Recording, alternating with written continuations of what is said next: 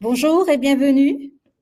Merci de votre patience, petit problème technique. Donc, merci d'être sur ce webinaire aujourd'hui organisé par Orgom sur le thème « Tout savoir des enjeux spécifiques de la fonction RH en TPE-PME ». Sans plus tarder, je vais donc vous parler de l'objectif, c'est vous donner les clés pour surmonter les défis quotidiens de la gestion des RH dans les TPE-PME. Ce webinaire va durer 45 minutes avec 30 minutes de présentation avec notre invité phare que vous allez découvrir dans quelques minutes, ainsi que 15 minutes d'échange entre vous et nous via le chat qui est présent sur le coin à droite que vous voyez ici avec un chiffre 2 actuellement marqué. Comme promis, nous allons voir et étudier ensemble des exemples concrets et pratiques avec notre client, notre invité client, mais également un partage de bonnes pratiques en tant qu'expert RH et partager avec vous une stratégie rentable pour améliorer la gestion de vos besoins RH. Et le plus important, c'est que pour vous remercier, vous avez été plus de 200 à nous rejoindre aujourd'hui. Nous vous avons préparé un cadeau d'inscription, que ce soit en live ou en replay. Donc, n'hésitez pas à nous envoyer vos coordonnées via contact@orgom.com afin que nous puissions vous l'envoyer.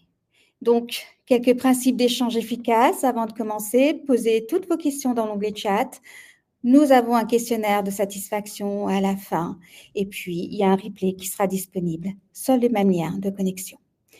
Je vous souhaite un bon webinaire et je vous passe la parole, Philippe et Nadège.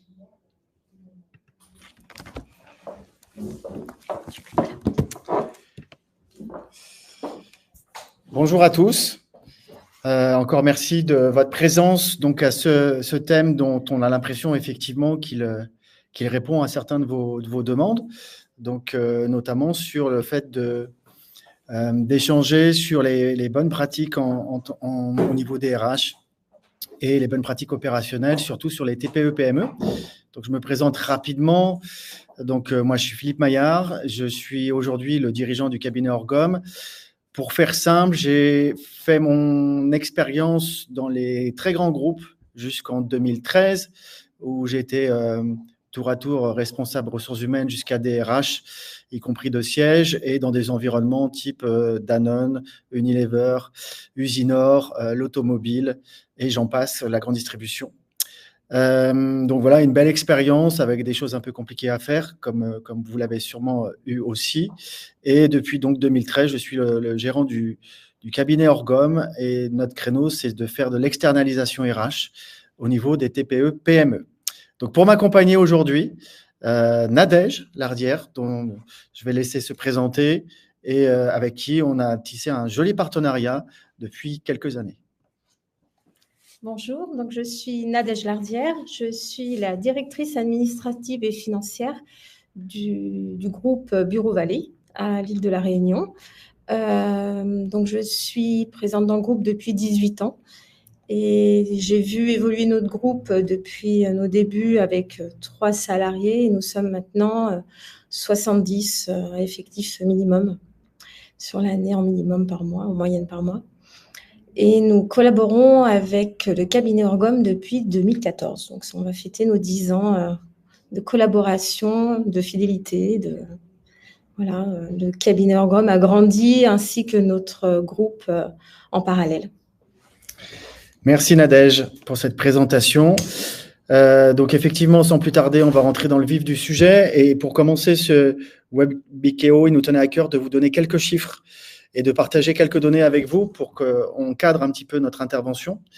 Donc les chiffres qu'on a retenus, c'est déjà sur le panorama des entreprises en 2024. Donc il faut savoir quand même qu'il y a 930 000 entreprises dont les effectifs sont compris entre 3 et 100 salariés, sachant que j'ai pour habitude de dire qu'à partir de 1 salarié, vous avez quasiment tout le code du travail qui s'applique. Donc, ce n'est pas négligeable. Et ce n'est pas négligeable quand on a 1 salarié, parce que en fait, si ça ne fonctionne pas, c'est 100% de nos effectifs qui ne fonctionnent pas. Souvent, on n'a pas ces ratios en tête, mais c'est très important. 4,7 millions d'employés en TPE, entre 3 et 10 salariés qui ne disposent pas de services RH.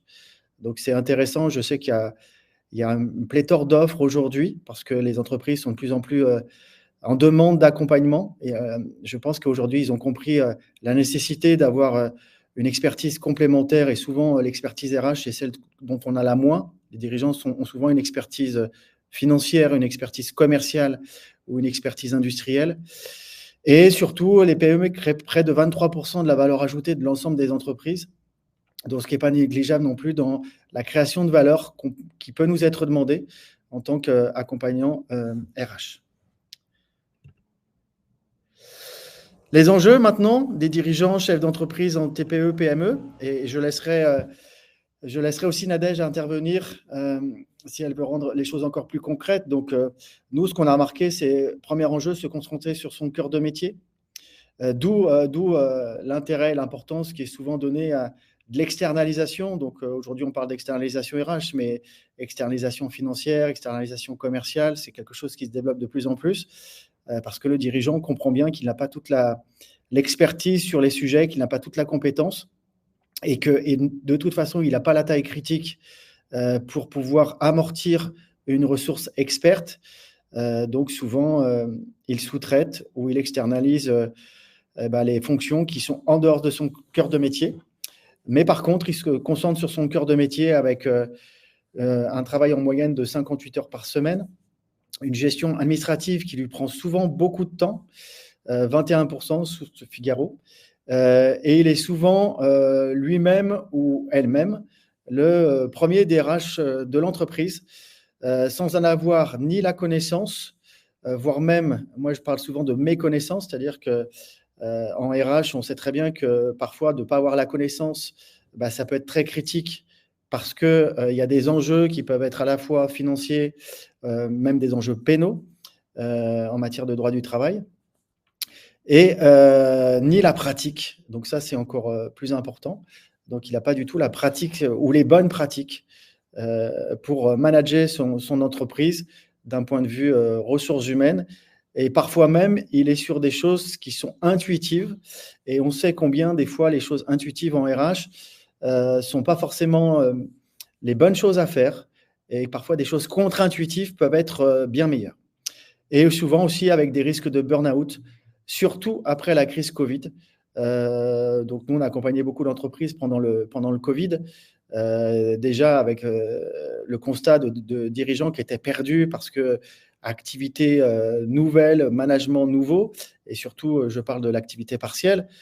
Quand on n'a pas l'expérience, c'est très compliqué.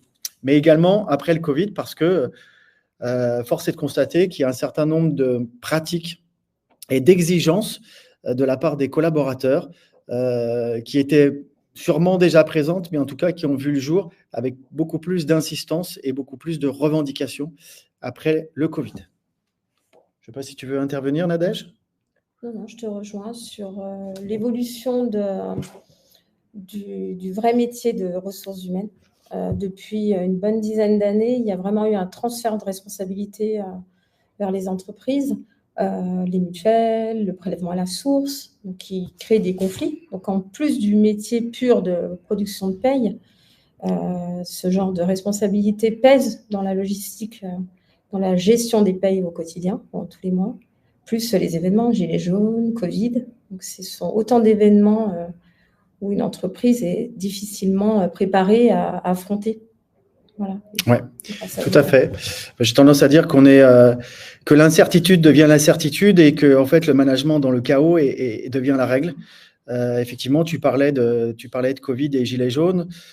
Juste derrière, il y a eu le règlement des PGE qui influence beaucoup l'entreprise. On a eu juste après l'inflation qui sont venus aussi troubler les règles du jeu en matière d'équilibre masse salariale, coût fournisseur et tarifs. Donc voilà, autant dire que les crises se multiplient et qu'il faut être armé ou en tout cas accompagné. Et on parle aussi de solitude du dirigeant à ce niveau-là. Deuxième enjeu spécifique, accompagner le développement de son activité. Donc on sait très bien que c'est souvent quelque chose d'important pour le dirigeant et surtout pour les TPE et PME, justement pour atteindre cette taille critique. Un salarié, 100% de l'effectif, 2 salariés, 50%, 3 salariés ou 4 salariés, 25%. Donc, effectivement, plus on multiplie le nombre, plus on diminue la charge que représente et le risque que représente un collaborateur dans l'entreprise. Mais il y a également le développement du business qui entraîne le développement des ressources, donc pour s'adapter à l'activité. Et là encore, on se rend compte que sur le développement des ressources, on le sait très bien, hein, souvent c'est les cordonniers les plus mal chaussés, donc c'est quand on recrute pour soi, qu'on manque d'objectivité, qu'on manque de bonnes pratiques, qu'on a tendance à passer certaines étapes du recrutement un peu à la trappe parce que trop content d'avoir trouvé quelqu'un qui nous ressemble ou d'avoir trouvé, j'allais dire, la perle un peu rare. Et on oublie de faire certaines vérifications qui peuvent être préjudiciables. Donc nous, on est là aussi pour rappeler un peu les bonnes pratiques en la matière, dans un environnement d'ailleurs où les ressources sont de plus en plus limitées sur certains postes. Je ne sais pas si tu veux compléter, Nadège? Oui, je compléterai par, en plus de ressources limitées, les choses vont très très vite, que ce soit dans l'embauche, parce que des départs sont très très rapides, les ruptures conventionnelles favorisant du turnover. Donc du coup, toute personne partante doit être remplacée au plus vite, sinon ça pèse et sur l'organisation et sur nos autres collaborateurs. D'où l'importance d'avoir toujours un pas d'avance. Top. Troisième risque qu'on a identifié, bien sûr, c'est anticiper les risques financiers. Au niveau des DRH, en tout cas en intervention TPE-PME, on se rend compte qu'il y a vraiment un rôle qui devient de plus en plus important de business partner. Si les ressources humaines ne comprennent pas les enjeux financiers, et notamment d'une petite boîte, et quand on a conscience que souvent, on a en face de nous un chef d'entreprise qui a hypothéqué sa maison, qui est en crédit perso, voire pro sur ses business, on n'a pas la même qualité de conseil et le même degré d'intervention auprès de lui. On sait aussi que dans les risques financiers, même si au niveau prud'homal, on a eu ces fameux barèmes qui sont arrivés, il n'en reste pas moins que c'est toujours un coût pour l'entreprise, au moins les coûts des procédures. C'est le coût de préparer les dossiers et c'est le coût de ce que ça génère chez les autres collaborateurs de savoir qu'il y a potentiellement un prud'homme dans l'entreprise. Donc voilà, ça fait partie des risques et de tous les risques aussi qui existent en matière de droit du travail, qui d'ailleurs, souvent, le dirigeant n'a pas conscience ou connaissance. Je ne sais pas dans quel ordre mettre les choses. J'allais dire plutôt conscience dans un premier temps et connaissance dans un autre temps, puisqu'en fait, il a tendance à effectivement se diriger vers son cœur de métier qui est le commerce ou alors le service.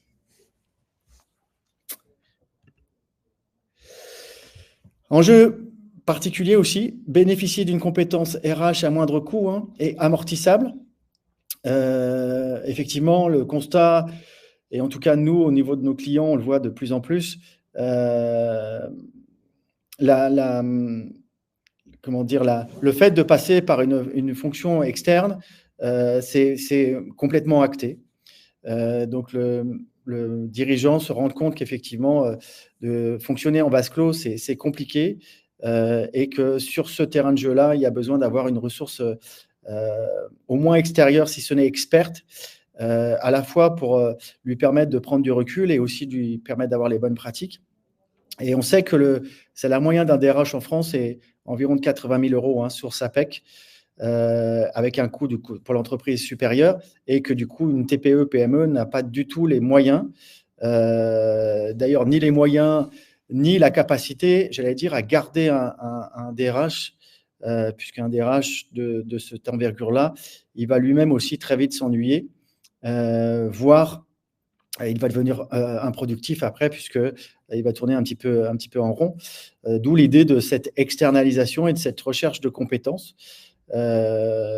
Donc voilà, c'est le partenariat qu'on a créé avec notre client et Nadège Bureau Vallée, avec un fonctionnement qui était vraiment un fonctionnement individualisé, à la fois en termes de mission qu'on adresse, qui correspond vraiment aux enjeux des TPE-PME, que ce soit au niveau de la charge financière et de la charge horaire, du coup, qu'on est capable d'adresser pour que ça soit vraiment une collaboration gagnant-gagnant. Ouais, je confirme. Tu confirmes? Top. Enfin, réduire le stress et l'isolement. De mon expérience de plus de 10 ans de management du cabinet, je dirais que c'est vraiment, et de loin, j'allais dire, la partie à plus forte valeur ajoutée du dirigeant. Cette capacité à créer de la relation et à créer de la confiance. Et on a des dirigeants qui se confient d'ailleurs, pardon. D'ailleurs, on passe souvent largement le cadre professionnel pour entrer vraiment dans quelque chose de plus personnel, à la fois sur l'environnement familial, sur les doutes et les peurs que le dirigeant peut avoir. Donc, on sert aussi, en tout cas dans notre cabinet, sur cette partie-là, à permettre aux dirigeants d'un peu de parler, de s'extérioriser et de retrouver une pensée claire, hein. Les chiffres sont assez éloquents en la matière. C'est vraiment l'un des plus grands risques qui existent au niveau des TPE, PME. Comme on l'a signalé, hein, souvent le dirigeant est à la fois le DRH, le directeur commercial, le directeur financier, le directeur développement, le directeur marketing, il multiplie les casquettes. Et avec ces difficultés qui existent encore dans les entreprises, à pouvoir vraiment se confier et parler de ce qui se passe pour lui. Donc voilà, nous, on joue aussi ce rôle-là et nos clients le reconnaissent à travers nos engagements et le temps qu'on y passe. Ouais. Alors, enjeux spécifiques des DRH en TPE, PME. Qu'est-ce qui se passe? Non, c'était bon. Excusez-moi, problème.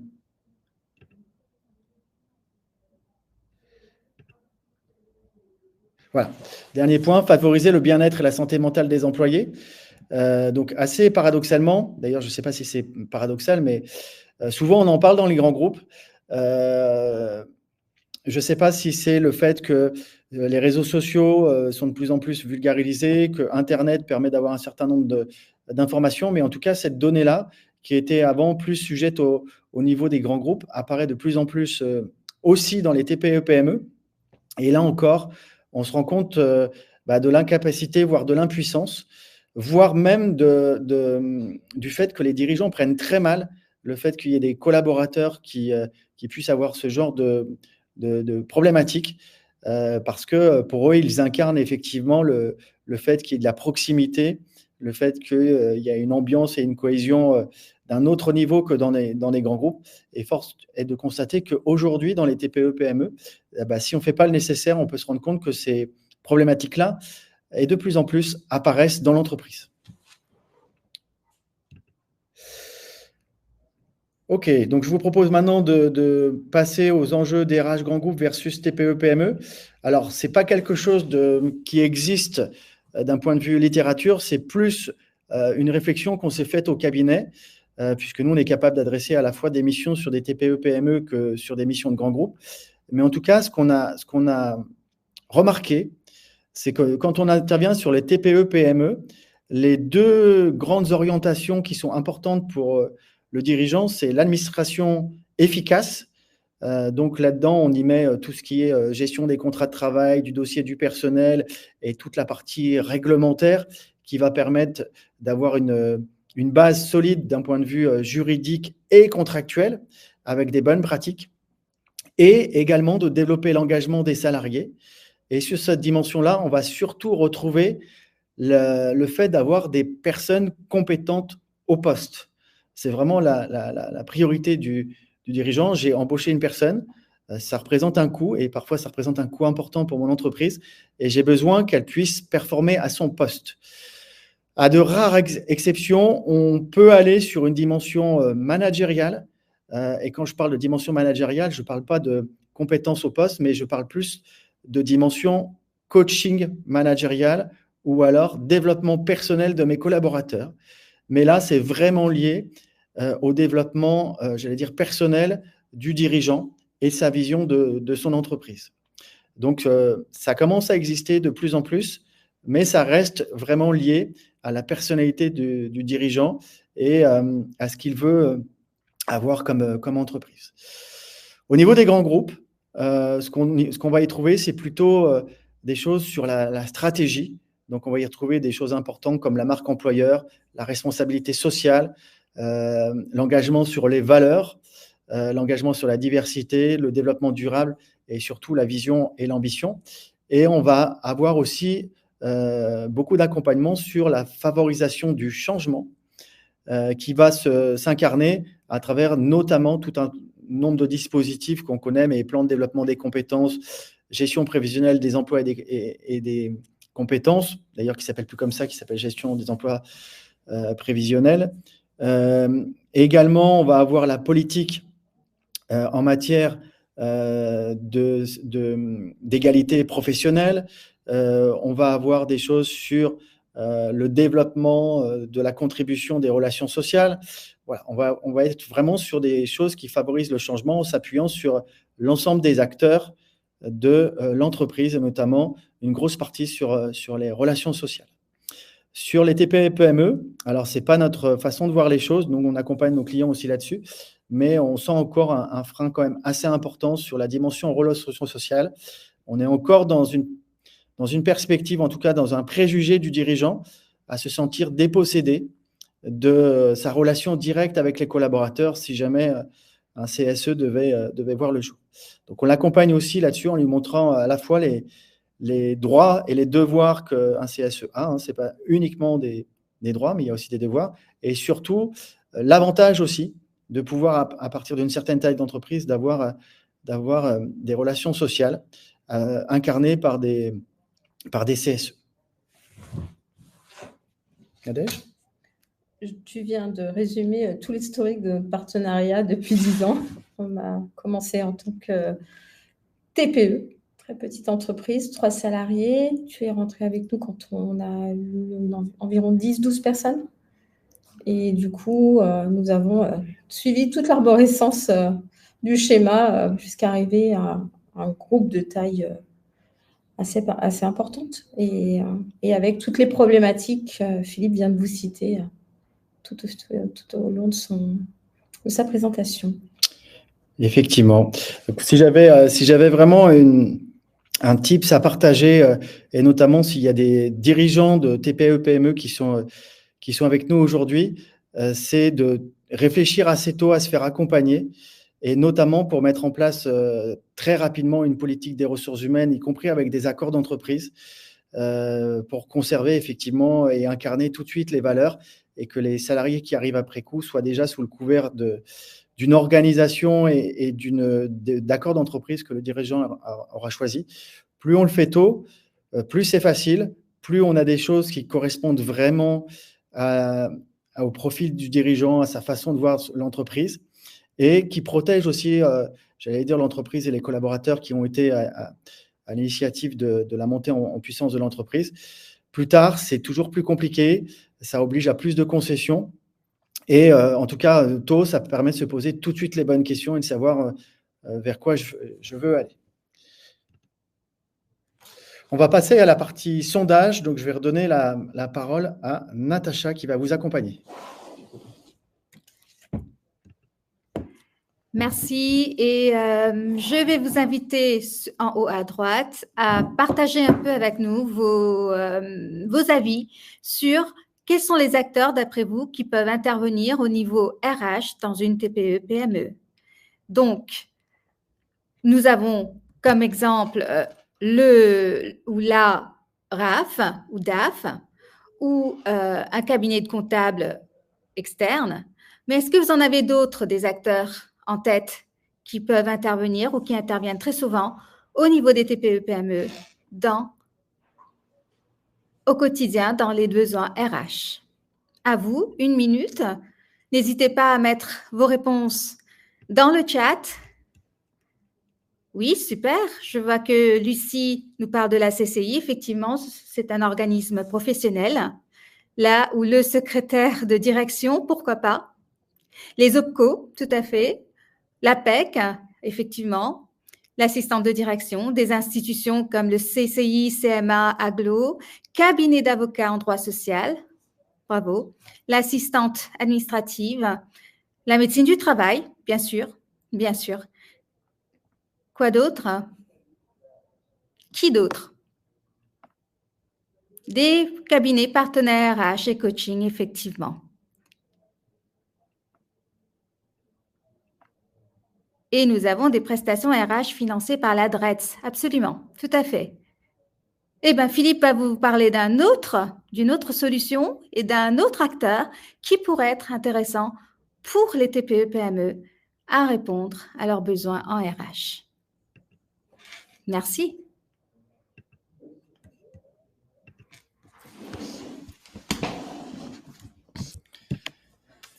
Merci Natacha. Donc effectivement, vous avez déjà cité des choses qu'on avait nous-mêmes visualisées, un organisme professionnel ou les cabinets de conseil spécialisés. Aujourd'hui, sur le marché, on trouve aussi des cabinets d'avocats qui de plus en plus vont sur cette partie RH.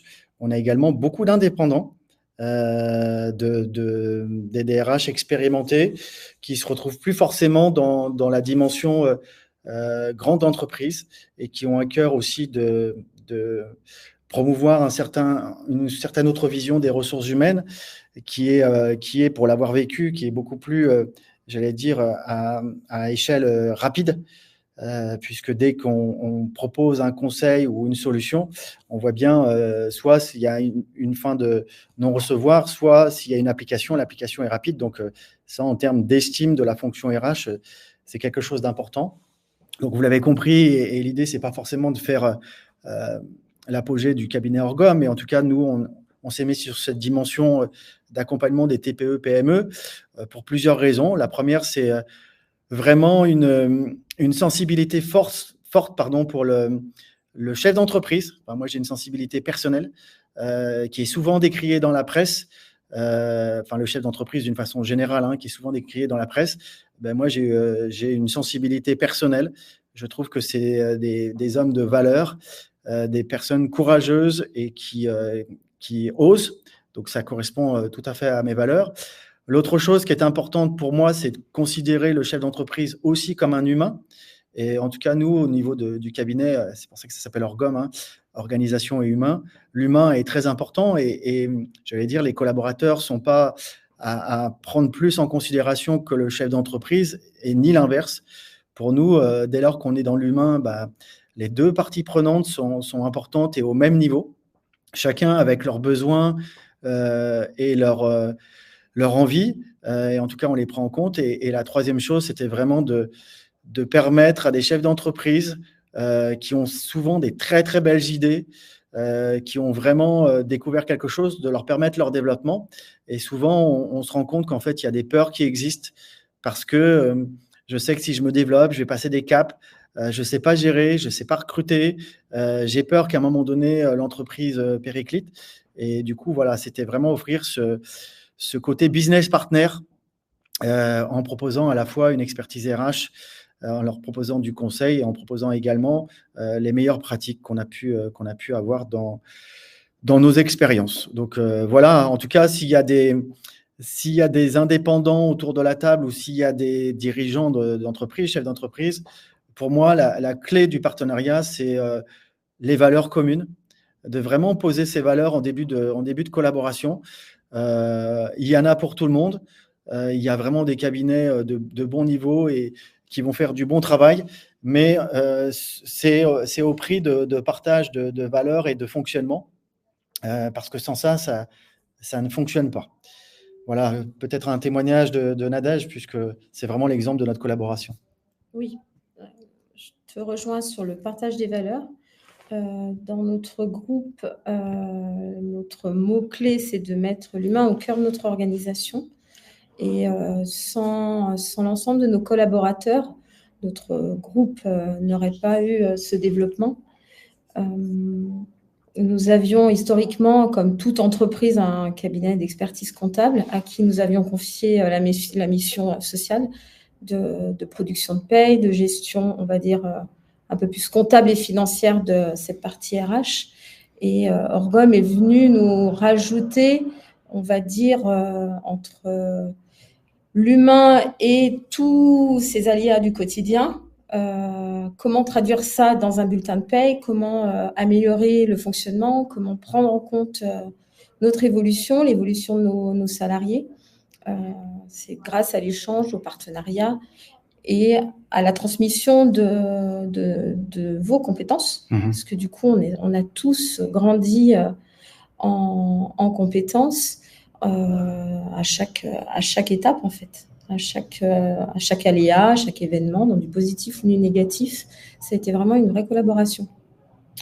Ben, merci Nadège, je te retourne le compliment. Effectivement, nous, on apprend aussi beaucoup à travers nos clients et je pense que c'est le cas des DRH ou des cabinets conseils qui font un peu le même métier que nous. Pour nous, c'est vraiment une relation gagnant-gagnante. On offre une expertise, une expérience, mais en retour, on reprend aussi de l'expertise, de l'expérience. On apprend beaucoup de nos clients et c'est l'occasion aussi pour moi de remercier Nadège et à travers elle, son dirigeant qui est Yann de Pompignan, qui nous ont fait confiance, qui nous font confiance depuis 10 ans. Alors, je vous rassure, hein, la relation, ce n'est pas une relation de bisounours.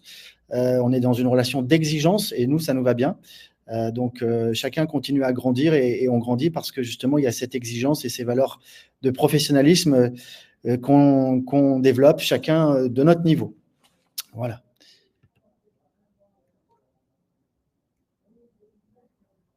Voilà, donc pour terminer rapidement, ce qui peut nous caractériser, ou en tout cas, c'est le conseil que je donnerai à ceux qui nous écoutent, qui sont indépendants.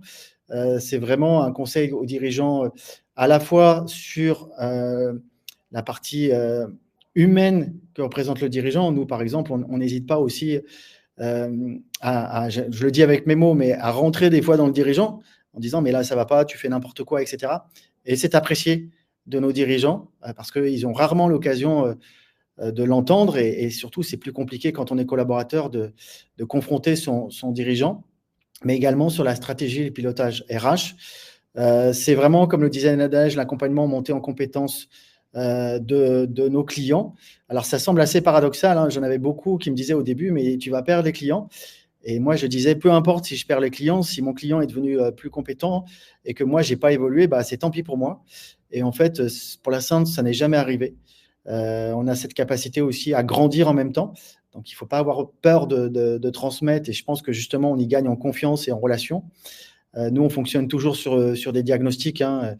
Et là aussi, c'est vraiment une bonne pratique que je vous propose d'adopter pour ceux qui sont indépendants ou qui se lanceraient sur ce métier. Ne pas partir comme on le fait souvent quand on prend un poste RH. Ben, on est pris tout de suite par l'opérationnel et on ne prend pas le temps de se poser, de faire un vrai diagnostic de là où en est l'entreprise, pardon. Alors, à la fois réglementaire, bien sûr, parce qu'on est sur des petites boîtes, mais pas que, sur l'organisation, sur les processus, comment ça fonctionne, qu'est-ce qui peut être amélioré. Mettre le zoom sur vraiment la gestion des rémunérations et des accessoires, parce qu'on sait combien la rémunération et la masse salariale sont importantes en France, hein. Mais moi, je parle surtout de rémunération plus globale. Donc là, on conseille aussi nos clients sur tous les accessoires et comment mettre en valeur ces dépenses que peut faire l'entreprise au niveau des salariés, y compris sur la formation et le coaching. Et puis après, c'est une assistance, et notamment sur la partie disciplinaire, hein, parce que c'est sur cette partie-là où souvent il y a plus d'émotivité. Et nous, en étant en dehors de l'entreprise, on a sûrement plus d'objectivité, plus de recul sur les situations et on en a eu aussi plus à gérer. Donc, on comprend mieux ce qui peut se jouer. Le recrutement, on en a parlé. Et ensuite, la mise en place des instances qui sont aussi un grand pas pour l'entreprise en fonction de là où l'entreprise en est dans son développement. Je ne sais pas si tu veux compléter, Nadège ? Non, je citerai juste le nom de notre premier contrat que tu avais signé avec nous dès le départ. Et le titre exact, c'était « Contrat d'accompagnement au pilotage stratégique et organisationnel ». Et c'est exactement ce qu'Orgom a représenté vis-à-vis du groupe, une présence d'échange, une présence de flexibilité dans nos besoins en RH et également d'accompagnement, Vous avez toujours été là quand on a eu besoin, en fait. Tout à fait. Alors, je disais tout à l'heure les valeurs, et moi, j'ai toujours pris le parti de choisir aussi mes clients, et ça, c'est vraiment important, hein, c'est dans les deux sens, quitte à se priver de certaines missions. Si je sentais que dès le début de la relation, d'entrée en collaboration ou d'échange sur les devis, etc., il y avait quelque chose qui se jouait, je n'ai jamais hésité à faire en sorte que ça ne se fasse pas si je sentais que c'était trop compliqué. Et je pense vraiment que c'est une bonne chose parce que sur ces matières-là, où on parle de l'humain, où on parle du bébé d'un dirigeant, hein, qui est son entreprise, où on parle de ses collaborateurs. Si dès le début, les choses ne sont pas posées, s'il n'y a pas une relation de confiance avec des valeurs partagées, je ne vois pas comment ça peut marcher. Bon, ça, on en a déjà parlé. Voilà, on va passer. En tout cas, c'est une autre façon de faire de la RH. On voulait juste profiter de ce webinaire pour signaler que si certains d'entre vous se sont reconnus dans nos valeurs, dans nos pratiques, etc., on ouvre le cabinet à la franchise à partir de cette année. On a déjà fait un gros travail et que, en fait, ce qui nous anime dans la franchise, je pense que vous l'avez compris à travers les valeurs qu'on est en train d'évoquer, c'est le réseau, c'est de pouvoir échanger avec d'autres RH. Moi, j'ai toujours rêvé en fait, du poste que je fais aujourd'hui, c'est-à-dire de pouvoir collaborer avec d'autres RH, de se parler RH, alors que dans les entreprises, souvent, on s'aperçoit que même le DRH est isolé parce qu'il ne peut pas non plus échanger. Alors, on a des instances comme la NDRH qui permettent de le faire. Voilà, on veut le faire à un autre niveau. Moi, j'ai la certitude aussi que c'est le bon moment pour le faire et qu'aujourd'hui, il y a un vrai créneau. On parlait de 4,3 millions de salariés qui ne sont pas couverts par une fonction RH. Il y a un vrai créneau à la fois en termes d'utilité, en termes de mission, hein, je parle de mission d'entreprise, et de créer quelque chose dans le collectif avec les valeurs qu'on peut avoir quand on est RH. Je vous remercie pour votre écoute, votre présence. Donc, on va passer aux questions-réponses. On a été un petit peu plus long que prévu, désolé. Voilà, on attend vos questions et voilà, on va essayer tenter d'y répondre pour créer de la valeur. Merci beaucoup.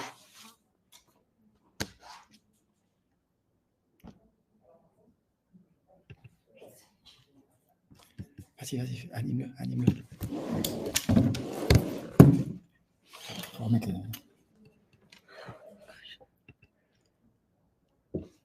Je reviens. Merci Philippe et merci Nadège pour cette magnifique présentation. Et j'ai quelques questions de la part de nos participants. Cécile qui nous dit, à partir de combien de personnes parlez-vous de grands groupes ou de TPE, PME? Alors, moi en tout cas, c'est ma définition, mais je ne suis pas sur une définition légale. Moi, je considère qu'à partir du moment où on peut avoir un DRH dans l'entreprise, on est plutôt sur ce que je considère des grands groupes. Donc, on va parler plutôt d'un RH pour 100 personnes. Voilà, nous, on a une certaine façon de fonctionner jusqu'à 100 personnes et en l'absence de DRH. Et bien sûr, dès qu'il y a un DRH, on passe plutôt à un fonctionnement en mission et sur des expertises particulières, type des accords d'entreprise où on adresse des missions de compétences, de gestion prévisionnelle des emplois et des compétences, des accords égalité. On va plutôt être sur ces terrains-là. Mais je sais que ce n'est pas une définition juridique, mais en tout cas, c'est ma définition. Je reprends la parole. Aurélie qui nous dit, selon vous, comment favoriser l'engagement des collaborateurs et notamment des jeunes qui entrent sur le marché du travail? Okay. Alors, une vraie belle question, j'allais dire, l'une des questions qui taraude le plus en ce moment nos dirigeants, parce qu'il y a vraiment un changement de paradigme. Moi, j'allais dire, la meilleure réponse que j'ai trouvée, c'est arrêter de croire que que les collaborateurs attendent l'entreprise, mais faire en sorte que l'entreprise devienne attrayante. Et ça joue y compris dans le recrutement. C'est-à-dire que dans le recrutement, c'est plus le collaborateur qu'on va mettre en face de nous sur une chaise et on va lui demander qu'est-ce qui l'intéresse chez nous. C'est l'employeur qui va devoir se mettre sur la chaise et aller prouver, démontrer, intéresser, donner envie de venir aux collaborateurs qui est en face, et ça à tout niveau, hein. De plus en plus on le voit, que ce soit du contrat d'apprentissage à l'expert, les choses se sont vraiment inversées. L'autre chose qui est importante, c'est la concordance des valeurs. Les jeunes aujourd'hui sont très connectés sur les réseaux sociaux, ils regardent les valeurs et en fait ils vont vous analyser, voire même vous juger en entretien et dans l'entreprise, dès lors qu'il va y avoir le moindre écart sur les valeurs. Et la troisième chose, c'est dire ce qu'on fait et faire ce qu'on dit.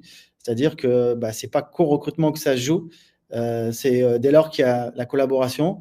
Pour moi, les relations humaines, c'est comme un jardin. À un moment donné, on prend un collaborateur, c'est-à-dire qu'on plante la graine. Si on oublie de l'arroser, la messe est déjà dite, quoi. C'est à un moment donné, ça ne pourra pas fonctionner. Et une fois que la terre est sèche, elle est sèche. C'est très, très difficile de refaire le pas.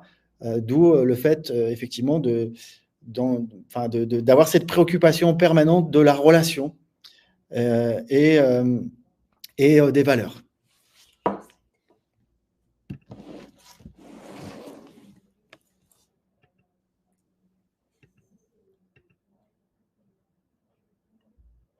Alors, une autre question.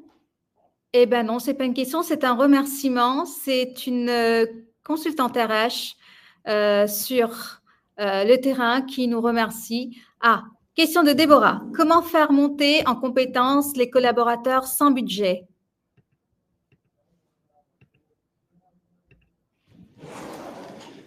Alors, c'est une question très intéressante parce que, en fait, c'est souvent la problématique en ressources humaines.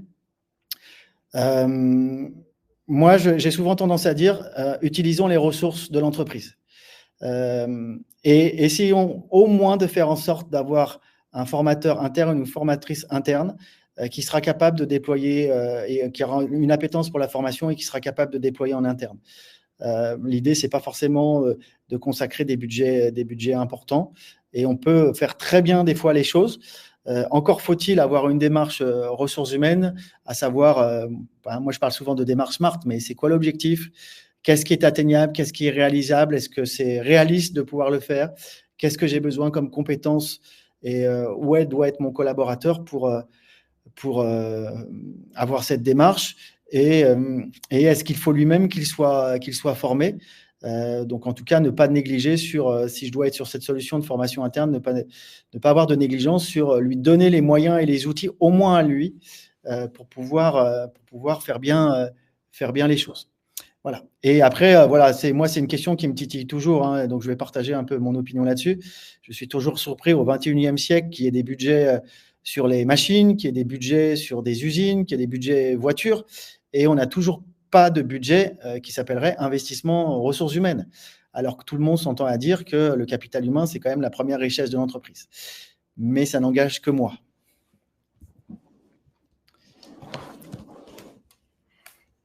Une dernière question. Ah non, nous en avons deux autres, si vous voulez rester encore avec nous un petit peu. Merci. Alors, pour cette présentation, dans le cadre de l'externalisation des services RH et du projet de franchise, avez-vous séparé les services paye et recrutement? Et puis, selon vous, quelles sont les perspectives de développement du métier et ou de la prestation de DRH à temps partagé à court, moyen terme? Alors, sur la première question, effectivement, nous, on a séparé la paye. Donc, on fait aussi de la paye, mais c'est une autre entité de notre groupe. On se consacre vraiment sur la partie RH. Et chez nous, la partie RH, en fait, c'est tout ce que ferait un RH d'entreprise. Donc, il y a le recrutement dedans. Il y a tout ce qui est formation, enfin voilà, tout ce que ferait le RH d'entreprise avec trois dimensions, la dimension stratégique, la dimension conseil et la dimension opérationnelle, c'est-à-dire que on fait pour nos clients. Ça, c'est vraiment un leitmotiv chez nous parce que, encore une fois, il manque de savoir-faire et c'est en faisant avec notre client, en montrant notre client qu'on fait monter aussi en compétences. Et sur la deuxième question, donc, quelles sont les perspectives de développement du métier, de la prestation de DRH à temps partagé à court moyen terme? Ma vision des choses, c'est que le métier de DRH est un millefeuille. On était sur la gestion du personnel au niveau administratif, on a été sur la mission développement, on est de plus en plus sur la mission bien-être et je pense que ce n'est pas fini avec l'intelligence artificielle. Et c'est pour ça que j'aime ce métier. C'est un métier complexe qui nécessite à la fois des technicités fortes et d'être à la page des nouvelles technicités. On parlait de l'intelligence artificielle, mais aussi de la digitalisation. Mais c'est aussi un métier humain. Et avec toute cette inconnue, que quand bien même on aurait l'intelligence artificielle, etc., on a encore en face de nous des humains. Et vraiment, ceux qui auront ces qualités humaines, je leur prédis vraiment une longue carrière et une belle carrière dans ce métier des ressources humaines. Voilà, on va devoir arrêter. Je vais laisser quand même la parole à Nadège pour finir. Et en tout cas, merci à tous de votre contribution. et d'avoir pris le temps de ces échanges avec nous. Bien sûr, vous pouvez échanger, vous avez les coordonnées. On se fera un plaisir de vous répondre et d'échanger à nouveau avec vous. Merci beaucoup. Pour résumer d'un point de vue, on va dire de l'autre côté, en tant que client, notre relation a évolué, ce qui nous a permis également de favoriser notre développement d'une relation, on va dire, où il fallait gagner notre confiance, parce que c'est pas tout de se dire qu'on va externaliser notre RH, mais c'est aussi confier une part du contenu, de l'humain, de données sociales, de données personnelles, d'organisation. Enfin, c'est on fait rentrer quelqu'un d'inconnu dans notre organisation. Une fois la confiance établie, il y a quand même un test d'exigence. Le facteur humain est aussi aléatoire que la vie. Donc, du coup, chaque cas a été un challenge pour nous et pour notre partenaire Orgom. Et ils ont toujours répondu présents. Ils ont toujours été flexibles à nos demandes, à nos pics d'activité, à nos pics organisationnels. Et c'est avec plaisir que nous continuerons cette collaboration les prochaines années qui viennent. Voilà, en tout cas, une belle conclusion pour ceux qui se dirigent vers ce métier-là. Je vous souhaite vraiment de trouver des clients à l'image de Nadège, parce que vraiment la relation, vous l'avez compris, de confiance est forte. Et au-delà de l'aspect business, vraiment de rencontrer des belles personnes et de rencontrer des personnes humaines. En tout cas, moi, dans ma façon de voir ce métier, c'est quelque chose qui me fait vibrer. Donc, je vous souhaite la même chose, la même collaboration avec vos clients. Et encore une fois, on reste à votre écoute et échange si besoin. Merci beaucoup à tous.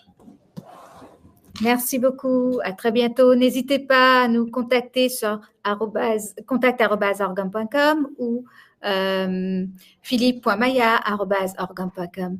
À très bientôt. Merci beaucoup. Au revoir.